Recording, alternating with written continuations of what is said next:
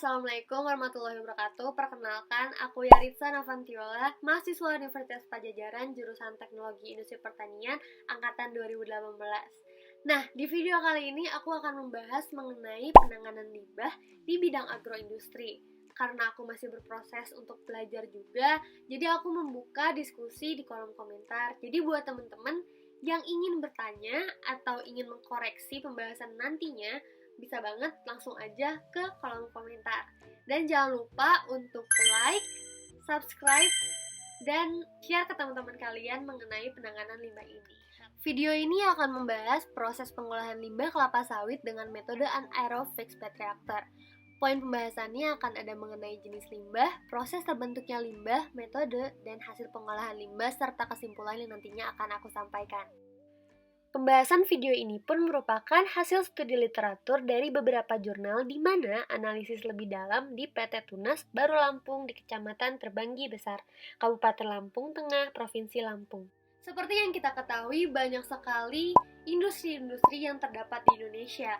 Industri-industri tersebut tidak hanya memproduksi produk yang bermanfaat untuk umat manusia, tapi mereka juga memproduksi limbah-limbah yang dapat berdampak buruk terhadap lingkungan sekitarnya.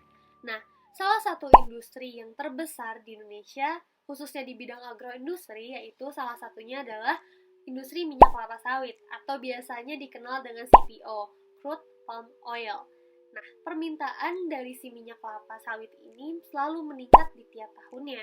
Dengan begitu, pastinya industri minyak kelapa sawit juga sebanding dengan memproduksi limbah cair yang harus diolah terlebih dahulu agar tidak membahayakan lingkungan sekitarnya. Menurut Setiadi dan Hasanuddin, untuk setiap 1 ton produksi minyak kelapa sawit akan menghasilkan 2,5 ton limbah POME. Oke, karena kita akan membahas tentang limbah, kita juga harus paham nih, sebetulnya limbah itu apa sih? Limbah merupakan sisa-sisa hasil suatu dari produksi, suatu kegiatan, atau bahan-bahan sisa atau bahan-bahan buangan yang sudah tidak dapat dimanfaatkan serta dapat berdampak buruk terhadap lingkungan. Limbah-limbah tersebut memiliki sifat organik yang mana artinya mereka memiliki senyawa-senyawa karbon, senyawa-senyawa nitrogen, hidrogen, oksigen, dan lain-lainnya.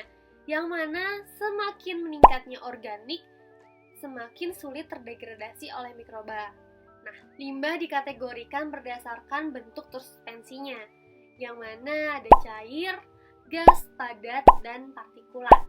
Di mana tersuspensinya berdasarkan zat-zat yang tadi saya sebutkan, limbah cair tersuspensi dalam zat cair, padat dalam padat, dan gas dalam gas, partikulat dalam partikel. Tapi tetap saja limbah-limbah tersebut memiliki kadar organik yang tinggi sehingga perlu diolah terlebih dahulu agar memudahkan mikroba-mikroba untuk mendegradasi limbah-limbah. Contoh dari limbah cair yang diproduksi dari bidang agroindustri minyak kelapa sawit yaitu limbah cair POME, yang mana kepanjangannya adalah Palm Oil Mill Effluent, yang mana dihasilkan dari beberapa proses, salah satu yang terbesarnya yaitu dari proses perebusan dan pemurnian, karena dari dua proses tersebut membutuhkan tambahan bahan yaitu air, yang mana 50%-nya menghasilkan limbah cair POME ini. Di sini aku mau menjelaskan dulu tentang produksi CPO itu proses tahapannya seperti apa sih. Nah, proses-prosesnya itu ada pertama ada penyortiran, di mana buah-buah yang telah dipanen itu disortir berdasarkan tingkat kematangannya. Yang pertama belum matang, masih mentah, yang kedua adalah setengah matang, terus yang ketiga matang, dan yang terakhir adalah lewat dari matang.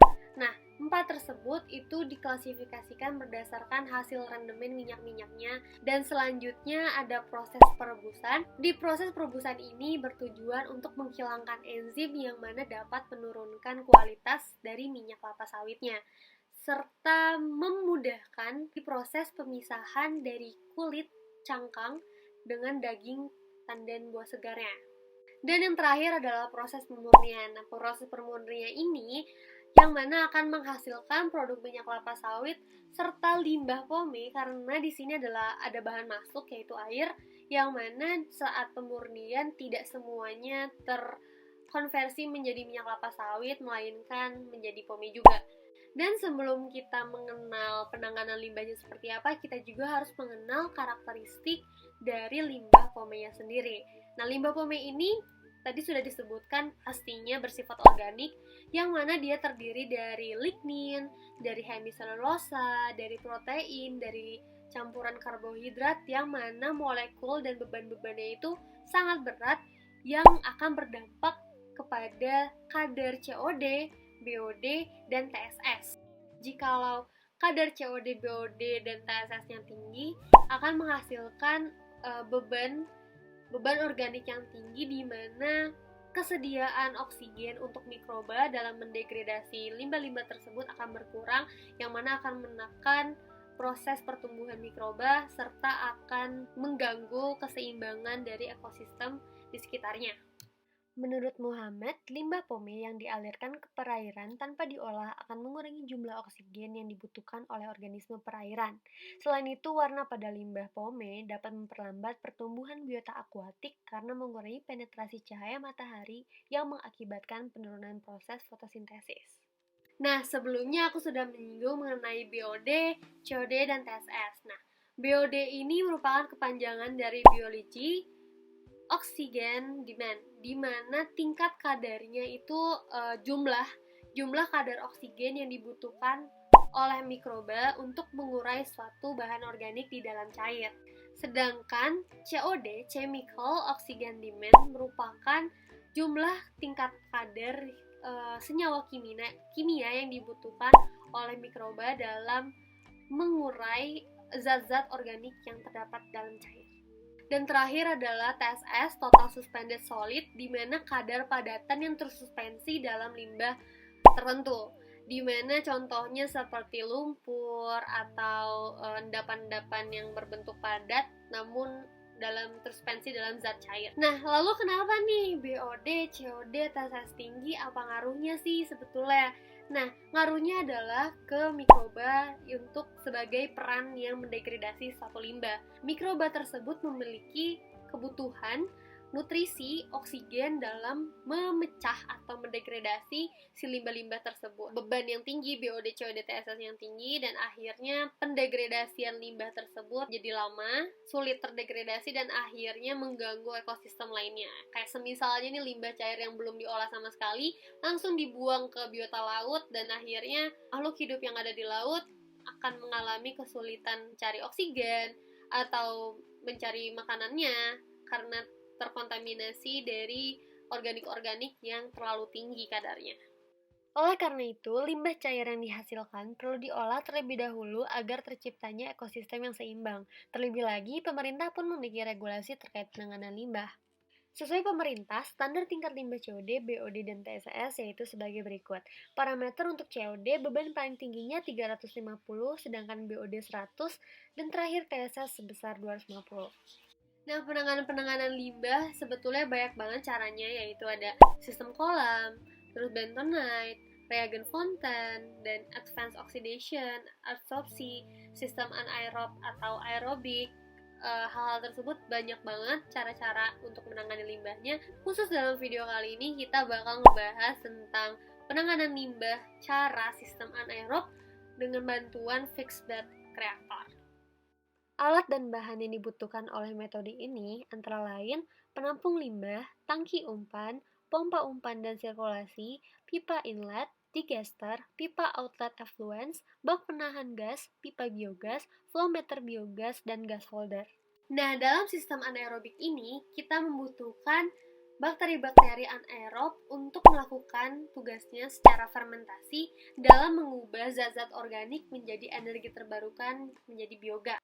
Biomasa atau makromolekul yang terkandung dalam limbah pome seperti karbohidrat, lignin selulosa, hemiselulosa, protein, lemak, dan lain-lainnya akan diubah oleh bakteri hidrolitik menjadi monomer-monomer terkecil dari makromolekul tersebut. Contohnya adalah gliserin, terus asam amino, ada asam lemak, karbohidrat, glukosa. Lalu monomer-monomer lainnya yang nantinya akan masuk ke proses pengasaman oleh bakteri asidogenik yang dihasilkan asam-asam seperti NH3, lalu H2O, dan asam-asam lainnya yang nantinya proses terakhirnya adalah masuk ke dalam proses pembentukan gas oleh bakteri metanogenik untuk dihasilkan biogas, energi biogas seperti CH3, CO2, dan lain-lainnya. Menurut jurnal, terdapat dua tantangan utama, yaitu ketidakstabilan operasional dan kualitas pengolahan yang dihasilkan. Tahapan proses pengolahan limbah yang pertama dalam sistem anaerobik ini, yaitu yang pertama adalah tahap inokulasi, di mana mikroorganisme dimasukkan ke dalam mikroorganisme yang sudah diisi substrat dengan cairan kotoran sapi dengan pengenceran 1:1.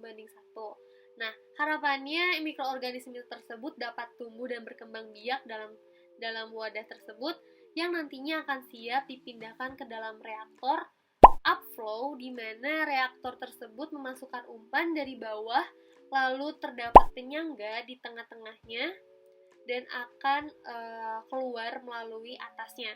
Nah, dalam reaktor ini sistemnya memberikan limbah beban organik secara perlahan dari rendah ke tinggi agar tidak mematikan mikroorganisme yang telah dimasukkan sebelumnya.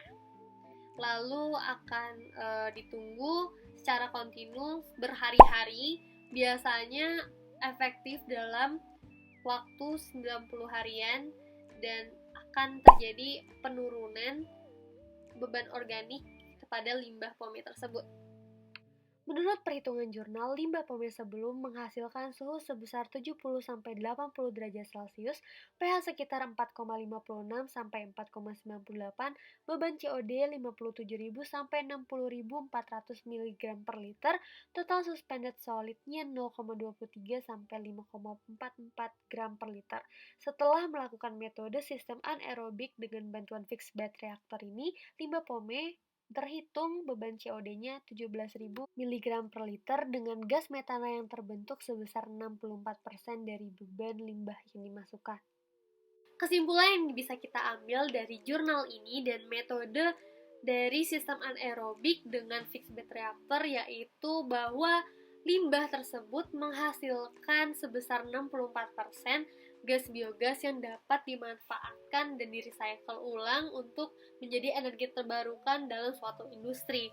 Di mana kita juga dapat menyimpulkan bahwa metode ini cukup efektif untuk pengelola limbah dalam menciptakan energi terbarukan agar tidak menimbulkan dampak-dampak yang buruk bagi lingkungan. Nah, cukup sekian video penjelasan kali ini. Buat teman-teman yang ingin diskusi, boleh sekali untuk komentar di bawah di kolom chat. Dan jangan lupa untuk like, komen, dan subscribe, dan share ke teman-teman kalian. Sekian dari aku. Mohon maaf jika ada kurang-kurangnya. Wassalamualaikum warahmatullahi wabarakatuh.